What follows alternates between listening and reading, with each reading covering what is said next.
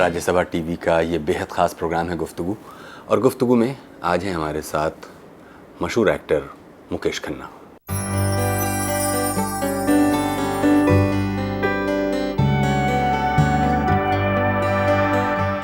मुकेश खन्ना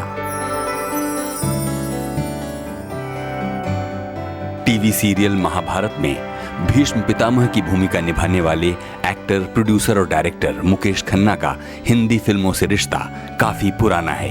मैं गंगा पुत्र देवव्रत चारों दिशाओं, धरती और आकाश को साक्षी मानकर आज ये प्रतिज्ञा करता हूं कि आजीवन ब्रह्मचारी रहूंगा, जीवन भर विवाह नहीं करूंगा, वंशहीन ही जीऊंगा और वंशहीन ही मरूंगा। ये मेरी अखंड प्रतिज्ञा है। महाभारत से अपनी लोकप्रिय छवि स्थापित करने वाले मुकेश खन्ना पुणे के फिल्म एंड टेलीविजन इंस्टीट्यूट से ग्रेजुएट हैं, जहां मशहूर अभिनेता नसीरुद्दीन शाह और शक्ति कपूर उनके बैचमेट थे। 23 जून 1958 को मुंबई में जन्मे मुकेश खन्ना ने फिल्मी सफर की शुरुआत हालांकि 1981 की फिल्म रूही से की, लेकिन उन्हें पहचान मिली टीवी के धारावाहिकों से। न तो मैं कोई अवतार हूं, न कोई फरिश्ता, बुराई का दुश्मन हूं, सच से है मेरा रिश्ता। दुश्मन मेरी बुराई है, बुरे इंसान नहीं। मानोगे बात मेरी तो कोई नुकसान नहीं। जिसके लिए तो अपने पुरखों की मर्यादा और सम्मान को कुचल कर जा रही है, पूछ इससे वो तेरे लिए क्या कर सकता है। लंबे फिल्मी करियर के दौरान उनकी सक्रियता लगातार बनी हुई है, जहां वो अपनी प्रोडक्शन कंपनी के बैनर तले नई नई योजनाओं पर काम करते रहते हैं। बच्चों के बीच सुपर हीरो शक्तिमान के रूप में लोकप्रिय मुकेश खन्ना फिलहाल चिल्ड्रन फिल्म सोसाइटी के चेयरमैन हैं। बहुत बहुत स्वागत है मुकेश जी। हमें सबसे पहले तो अपनी ज़िंदगी के शुरुआती बरसों के बारे में बताइए, जिन बरसों में जो असर पैदा हुआ होगा आपकी ज़िंदगी पर, उसने ही आगे चलकर आपको वो बनाया जो आज आप हैं। बहुत लंबी कहानी है पुत्र, इसको अगर दोहराने जाएंगे तो मेरी फिल्म लाइन की भी 3 इनिंग्स हैं जी। एक है महाभारत के पहले, एक महाभारत के बाद और एक शक्तिमान के बाद। So this is right now I am playing the third inning. But if you ask me कि मेरे लाइफ के बिगिनिंग के कौन से पन्ने हैं जिस पर ये लिखा गया था कि मैं आज इस मुकाम पर पहुंचूंगा, तो मैं समझता हूँ नहीं था। ये मेरी डेस्टिनी में शायद आयुष्मान भव कहना लिखा होगा। मैं एक्टर बन गया। मैं बीएससी स्टूडेंट था, मैंने बीएससी एलएलबी की है, लॉ भी किया है, बट मुझे इंजीनियर बनना था। कहीं दूर दूर तक मेरे दिमाग में नहीं था कि मैं एक्टर बन सकता हूँ। मेरे बड़े भाई एक्टर बनना चाहते थे, जो राज कपूर की तरह दिखते थे और बहुत इप्टा वगैरह में गाना प्ले करना। उनको फादर ने शादी करा के फैक्ट्री बिठा दिया, तो उनके अंदर की जो भड़स रह गई थी उन्होंने मेरे को पुश किया। बीएससी के बाद में 6 महीने में फ्री था, because I wanted to become plastic engineer that time. और ये आयरनी है कि शक्तिमान बनकर मैं प्लास्टिक का आज विरोध कर रहा हूँ।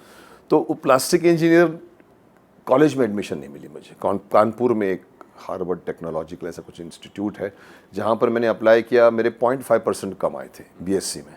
उन्होंने कहा मुकेश को कहो नेक्स्ट ईयर आया, हम ज़रूर दिला देंगे, पर नेक्स्ट ईयर नहीं आया। वो फिर मैं धीरे से अक्टूबर बैच में लॉ कॉलेज चला गया बाय सेइंग ऑफ ब्रदर्स की कि तुम इंटर कॉलेजिएट। उन्होंने मुझे थिएटर में बिठा दिया। अमरीश पुरी जी, रमेश तलवार और सब इप्टा के प्लेस कर रहे हैं। अब मैंने कहा अगर काम देना तो दो, अब पीछे बैठ के मैं देख नहीं सकता। मेरे में वो इतनी वो नहीं है ललक की भी, मैं डेडिकेशन की मैं प्रॉपर्टी उठाऊँ बैठूँ। तो दूसरे भाई ने मुझे कहा कि तुम पोस्ट ग्रेजुएट क्यों नहीं, को तुम कॉलेज ज्वाइन करते जाओ, तुमको स्टेज मिलेगा। So law was only meant to do stage. 3 years of my stage on Government Law College in Bombay. I won the first year prize as a consolation. Second year में मैं dramatic secretary बन गया, mister government law college बन गया। And then I join film institute Poona to learn more about the acting. और उसके बाद फिर 15 फिल्में की एज हीरो, फिर महाभारत आई। जब आप पूना फिल्म इंस्टीट्यूट गए तो वहाँ सिखाने का जो तरीका था और कौन से टीचर आपको याद आते हैं, क्योंकि जो यहाँ पर थिएटर कर रहे थे उसमें कुछ सीख कर तो नहीं किया जा रहा था, वो इवॉल्व हो रहा था। अब वहाँ पर आपको बाकायदा 2 साल रहकर सीखना था और उसमें क्लासेस करने थे। तो कौन सी यादें हैं जो आपको लगता है कि उन टीचिंग्स का बड़ा असर आप पर रहा? हम लिटरली 2 साल तक फिल्म खाते थे, पीते थे, वहीं रहना। मैं तो भले संडे में आ जाता था बॉम्बे, लोग वहीं रहते थे, और वो हम फिल्में देखना बैठ के, 6 बजे की फिल्म, 9 बजे की, एक daily general casting, you see the whole world films थे। देन यू, एक और चीज़ जो थी, जो मैं आज देखता हूँ कि कोई भी व्यक्ति वहाँ जब पहुँचता है तो समझता है कि मैं स्टार बन गया।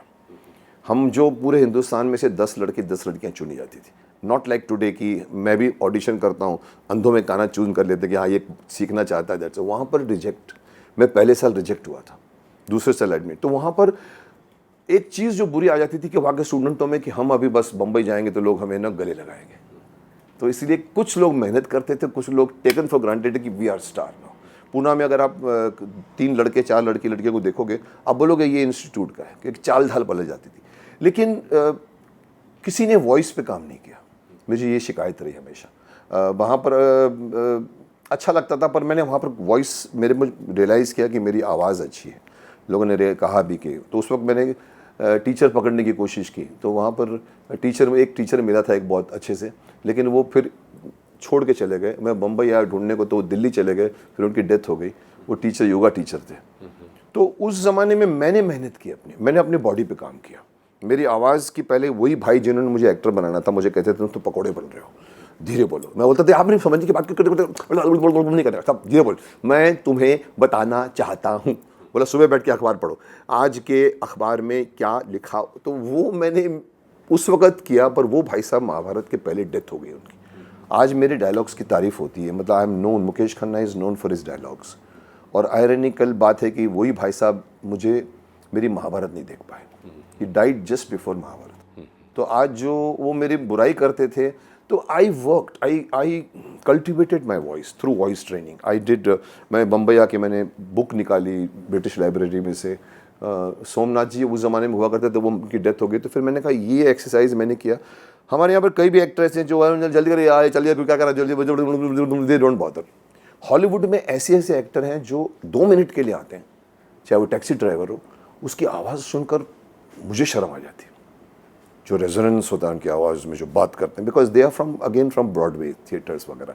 हमारे यहाँ पर आवाज़ को नहीं दिया जाता इतना, जबकि मैं मानता हूँ 60% इज़ वॉइस। सो एक वो चीज़ मैंने अच्छी हासिल की, एक जो जज्बा कि मुझे सीखना है। ये आपने कहा कि एफटीआई में 60% जो चीज़ थी वो आवाज़ के ऊपर मैंने काम किया, आपने कहा, लोग नहीं करते। मैं एक्टिंग का 60% मानता हूँ आवाज़ है। जो हमारे यहाँ के एक्टर बहुत कम लोग हैं जो वॉइस ट्रेनिंग करते हैं। इट्स नॉट दैट कि शक्ति कि वहाँ की वॉइस ट्रेनिंग की 60% है, बट आई एम सेइंग कि वहाँ कई लोगों ने काम नहीं करते, स्टार बन जाते हैं कि। लेकिन यहाँ 20 में से आप देखेंगे तो 2 या 3 आ जाते हैं इंडस्ट्री में, बाकी जो होते हैं 18-20 आदमी शादी करके फिर बैठे होते हैं। अच्छा, लेकिन आवाज़ के अलावा अगर बताइए कि एक्टिंग को लेकर कौन से ऐसे टिप्स दिए गए जो आपको लगता है कि हाँ वो बुनियादी बातें थीं और वो आज भी साथ? नहीं, देखिए क्या होता है, what is training? Training is to discover your body. वहाँ पर आपको मौका दिया जाता है डांस क्लासेस का, वहाँ मौका दिया जाता है मूवमेंट क्लासेस का, इम्प्रोवाइजेशन का। वहाँ आपको संगीत की भी थोड़ी सी वॉइस ट्रेनिंग, संगीत सिखाया जाता है आपको धीरे। ये से आपके पास यही इंस्ट्रूमेंट है, इस इंस्ट्रूमेंट में आपको ट्यून करना है और डिस्कवर करना है कि आपका ये लुक अच्छा है कि वो लुक अच्छा है, आप अच्छे डांसर हैं या आप अच्छे फाइटर हैं, आप अच्छी कॉमेडी कर सकते हैं कि आपसे। ये एक मौका दिया जाता है। हमारे पास 2 साल था, 2 साल में आप डिस्कवर करते हैं। इट्स अ बेसिक ट्रेनिंग जो आज कंडेंस करके 3 महीने की कर दी गई। 3 महीने is too less according to me, but इतना होता है कि आपको कैमरा फेसिंग करने की एक आदत और जो खौफ होता है कैमरा फेस करने का, वो हट जाता है। तो ट्रेनिंग ज़रूरी नहीं है, लेकिन ट्रेनिंग आपको ये मौका देती है कि आप अपने आप की खामियां और अपने जो प्लस पॉइंट्स है वो समझो और प्लस पॉइंट्स को उजागर करो और खामियों को कम करो। That's all. After that it is मैदान। उसके बाद में आपको खुद मालूम पड़ता है कि आप कौन सा रोल कर सकते हो, देन यू डिस्कवर। सो ऐसा कुछ मैं ये नहीं कहूँगा कि मेरे को मौका मिला 2 साल तक अपने इंस्ट्रूमेंट पर काम करने का, जो सबको मिलता है। जब आए लौट कर तो ना तो आपके पास ये निशाना था कि वो महाभारत में आपको हाजिर होना है, वो तो खैर एक सफ़र के दौरान आई चीज़ थी। तो लेकिन जब आप एफटीआई से आए तो किस तरह की चीज़ें थीं और क्या तलाश रहे थे आप? देखिए, मैंने आज तक कभी काम नहीं मांगा। मैं और स्ट्रगलर एक्टरों की तरह मैं कभी किसी के ऑफिस में नहीं क्यों? गया। नहीं, मेरे में बहुत बड़ा अहम है। मेरे भाई साहब प्रोड्यूसर थे उस वक्त। मैं FTI से बाहर निकल के मेरे भाई साहब इंसान बना रहे थे, जिसमें विनोद खन्ना, अमजद खान, जितेंद्र, रीना रॉय, नरेंद्र बेदी डायरेक्ट कर रहे थे और मैं पास्ड आउट हुआ था। और मुझे याद है मेरे को विनोद खन्ना ने एक बार लिफ्ट में साथ में बोला, why not Mukesh Khanna and Vinod Khanna, why Jitendra? तो मैंने कहा नहीं विनोद जी, मैं पहली फिल्म बाहर की करूँगा, मेरे को नहीं चाहिए था। भाई साहब को आज तक मेरे को बोलते हैं तेरे को किसी ने बराबर लॉन्च नहीं किया है। मैंने कहा अभी आप क्या बनाओगे, मैं 60 फिल्में कर चुका हूँ। सो शायद वो था कि मैं कभी किसी ऑफिस में, even Subhash Ghai called me, I didn't go to Subhash Ghai. तो उस वक्त आकर मैंने काम नहीं मांगा, बट आई वॉज वेटिंग। हमने स्टेज फिर से शुरू किया, मैंने स्टेज का प्ले करना शुरू किया। एक प्ले में मैंने नरेंद्र बेदी को, जो बहुत बड़े डायरेक्टर थे, जो मेरे भाई साहब की फिल्म बना रहे थे, मैंने इन्वाइट किया उनको कि आप मेरा प्ले देखिए। स्लूथ प्ले था, 2 कैरेक्टर, सर लॉरेंस ओलिवियर और माइकल कीन का एक प्ले था स्लूथ।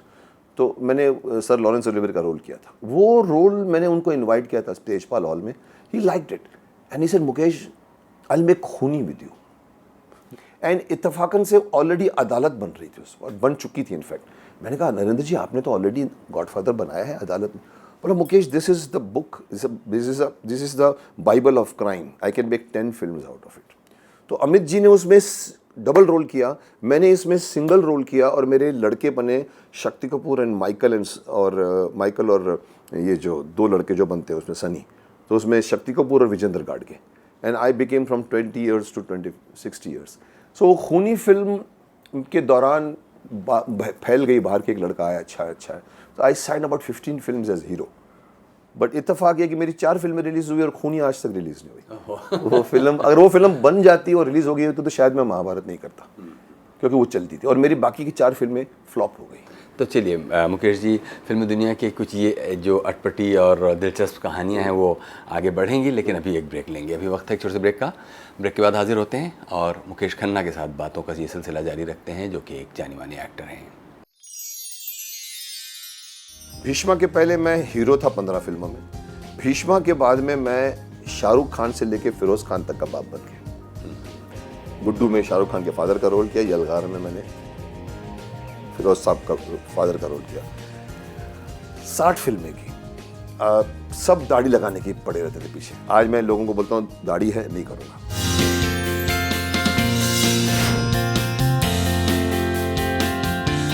स्वागत है एक बार फिर से। प्रोग्राम है गुफ्तगू, और गुफ्तगू में आज है हमारे साथ जानी मानी एक्टर मुकेश खन्ना। मुकेश जी, ब्रेक से पहले आपने नरेंद्र बेदी का नाम लिया और उससे थोड़ी देर पहले आपने कादर खान का नाम लिया। हम देखते हैं कि ख़ुद कादर खान अपनी ज़िंदगी के बारे में बताते हुए उस मकाम पर पहुंचते हैं जहां नरेंद्र बेदी ने ही उनको एक फ़िल्म लिखने के लिए कहा, और उस फिल्म को लिखने के लिए वो किसी पास के किसी फुटबॉल के मैदान में गए और वहाँ देर तक उन्होंने लिखा और 3-3.5 घंटे में वो लिख कर लाए। मुझे लगता है ये वाला जो अध्याय है, इसमें आपका बड़ा हिस्सेदारी, उस दौर को आपने देखा हुआ है। एक तरफ कादर खान के प्लेज़ हो रहे थे और कादर खान उसी शोहरत के बल पर फिल्मों की तरफ बढ़ रहे थे। थिएटर और सिनेमा का, और ख़ास तौर पर इन लोगों का ये वाला जो दौर है, जिसमें मुझे मालूम नहीं कि नरेंद्र बेदी राजेंद्र सिंह बेदी जी के लड़के थे और सक्सेसफुल डायरेक्टर थे। इन्होंने बेनाम बनाई, अदालत बनाई, खोटे सिक्के बनाई, और यही फिल्म उस वक़्त अमित जी कर रहे थे, बेनाम। और जिसमें आप कादर खान साहब की बात कर रहे हैं, कादर खान साहब के बारे में ये मशहूर था कि वो उनकी लिखावट में पंचेस होते थे। इवन अमित जी को भी कभी कभी रिकॉर्ड करके देते थे कि इस तरह से बोलो मेरे डायलॉग, और मुझे कहा गया कि उन्होंने काफ़ी फॉलो किया, क्योंकि कादर खान साहब में एक पंच, उनके हर प्ले में एक सटायर होता था, पंच होता था। तो वो नरेंद्र बेदी जी से जुड़े और वो फिल्म बनी बेनाम उसी वक्त जब मेरी खूनी बन रही थी, अदालत बनी उसकी। तो Narendra Bedi ji was a very very good director. As a foreign की फिल्मों को हिंदी में कैसे करना, ये इन्होंने बनाई। वहाँ से 7 सैमुराई का उन्होंने खोटे सिक्के बनाई, और तो he was best in adaption from the foreign films and very very successful director. Rajesh Khanna ji के बहुत करीब थे, महाचोर बनाई थी उनके काफ़ी नज़दीकी दोस्त माने जाते थे वो। तो वो ज़माना था Narendra ji, but he died. See my film Khooni could not be completed because he died. During the end part of the film उनकी डेथ हो गई और फिर जाके वो फिल्म अधूरी रह गई, फिर असिस्टेंट ने कंप्लीट की, तो वो आज तक वो फिल्म सामने नहीं आई तो मैंने सुना है कि कहीं और घूम घाम के किसी ने उसका नेगेटिव राइट्स लेके उसको आखिरी संघर्ष के नाम पे टीवी में रिलीज़ कर दिया है। तो ये मेरी ज़िंदगी का इत्तेफाक, शायद वो फिल्म रिलीज़ नहीं हुई तो मैं आगे बढ़ा, नहीं तो वो फिल्म बन जाती तो महाभारत के लिए मेरे पास वक्त नहीं होता। तो अब बताइए हमको कि महाभारत का संयोग कैसे बना?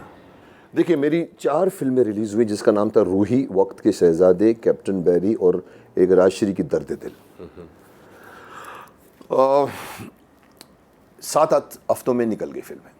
काम मेरा सबको अच्छा लगा, मुझे भी अच्छा लगा, लेकिन हमारे यहाँ पर भेड़ चाल है। फ्राइडे को आपकी फ़िल्म अगर हिट हो गई, आपने काम अच्छा भी नहीं किया होगा, 10 फिल्में आपको और मिल जाएंगी।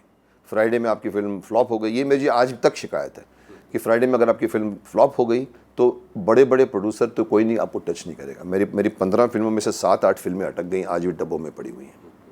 तो मेरी फिल्म जब बन रही थी उस वक्त मैंने कम से कम इसी फिल्म के दौरान 15 फिल्में साइन की, लेकिन जब नहीं चली तो 2 साल तक मैं, आप कह सकते हैं कि मैं गुमनामी में रहा, लेकिन मैंने फिर भी किसी के सामने हाथ नहीं फैलाया। मैं अपनी फैक्ट्री में जाता था चुपचाप, और मुझे लोग कहते थे मुकेश तू जा पार्टियों में जा, राजेश खन्ना जाता है, सब जाता है। मैंने कहा राजेश खन्ना जाता है, मुकेश खन्ना नहीं जाएगा। अगर मैं अच्छा हूँ, मेरी फिल्म चलेगी तो लोग मुझे बुलाएंगे। I had a patience. मेरे में एक मुझे कभी कभी मैं ट्रेन में आता तो लोग मुझे बोलते थे आप, मैंने बोला नहीं मैं उसका भाई हूँ, और मैं चुपचाप फर्स्ट क्लास में बैठ के गोरेगांव, मरीन ड्राइव से गोरेगांव आता था, फैक्ट्री अटेंड करके जाता था। मैंने कहा मेरी और फिल्में रिलीज़ होने दो। ये फैक्ट्री किस चीज़ की थी? हमारे गोरेगांव में कपड़ों की dyeing and printing processing house, father के हमारे शुरू से। फादर ने शुरू किया था फादर या ग्रैंडफादर? पाकिस्तान से आए थे, हम उस वक्त ही बॉम्बे में सेटल हो गए थे, तो Khanna dyeing and printing works हमारी गोरेगांव में चलती थी। अभी भी चलती? अभी भी चलती नहीं, अभी निकाल दिया। अभी हमने, फादर की डेथ हो गई, उसके बाद फिर संभालने वाला कोई था नहीं।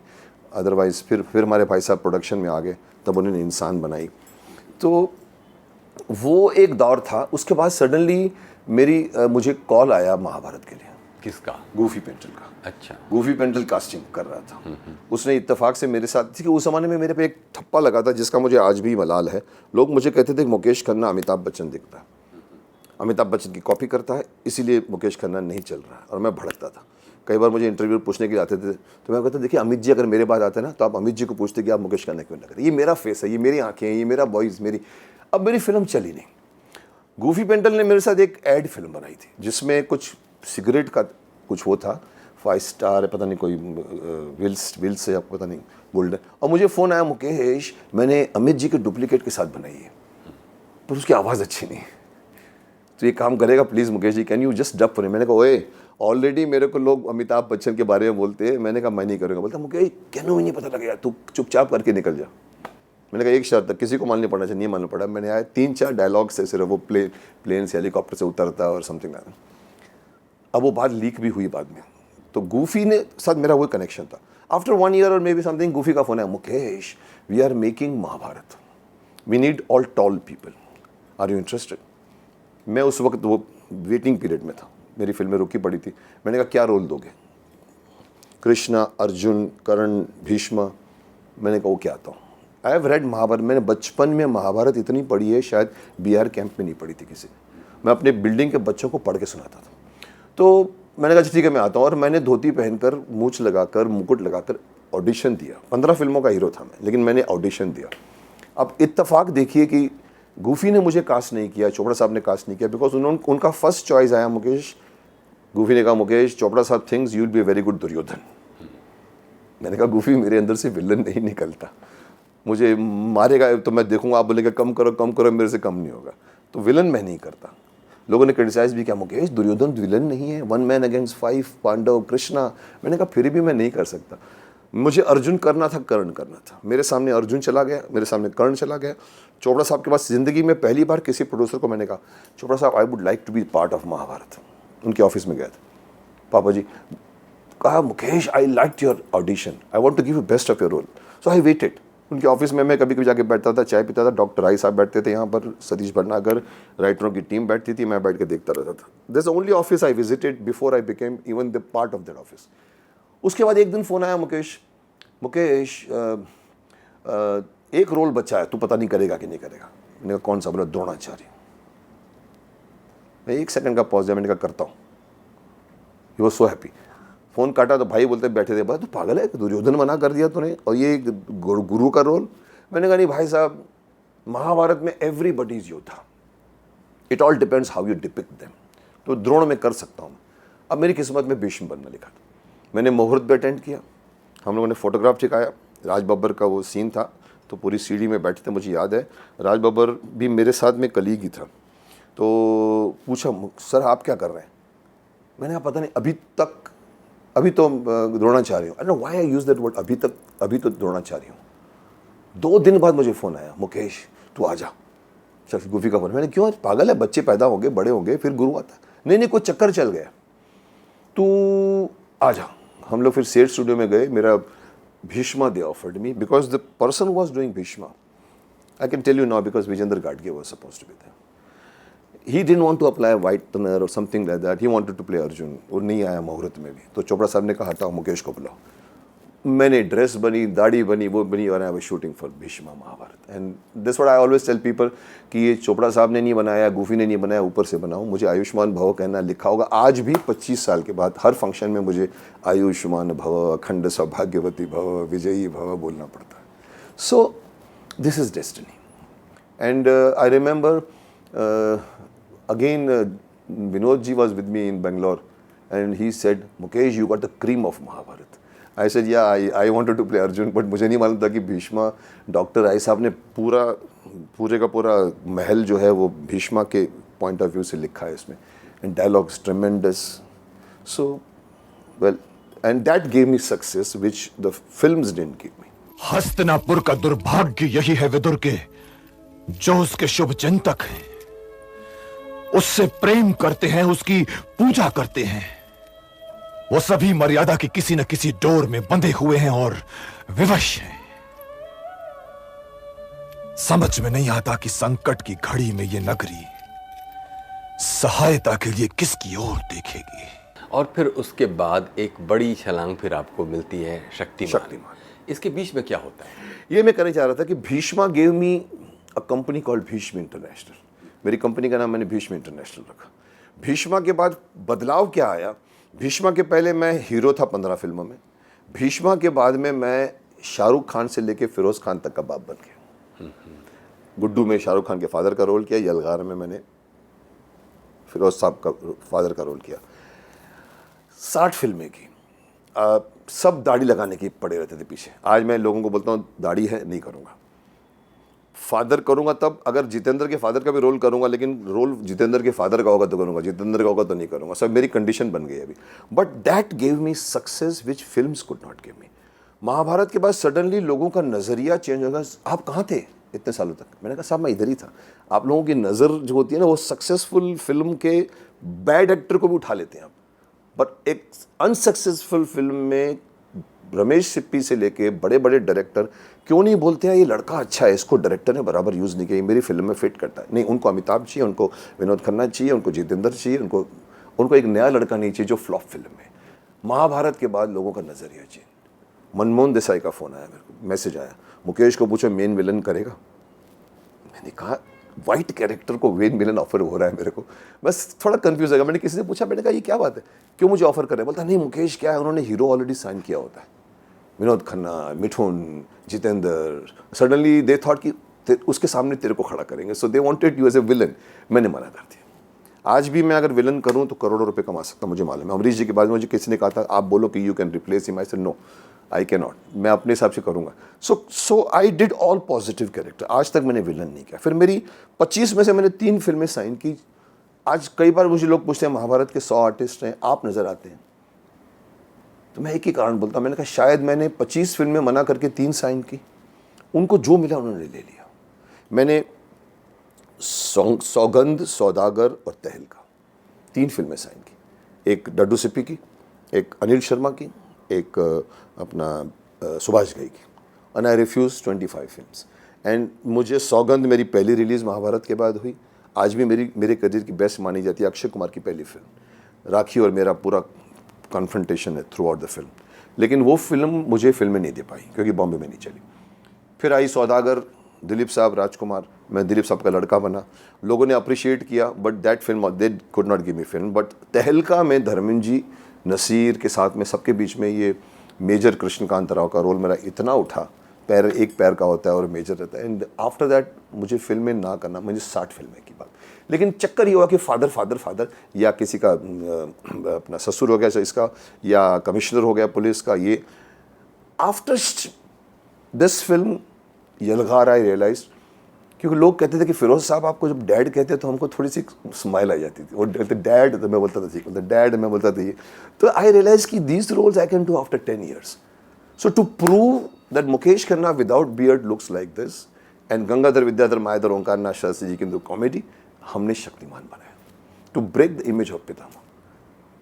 पर ब्रेक नहीं हुआ, ये 15 साल तक आज भी शक्तिमान चल रहा है, लेकिन पितामह साहब भी 25 साल से मेरे पीछे पीछे चले आ रहे हैं। सो आई हैव 2 डिस्टिंक्ट इमेजेस, छोटों के लिए शक्तिमान, बड़ों के लिए पितामह।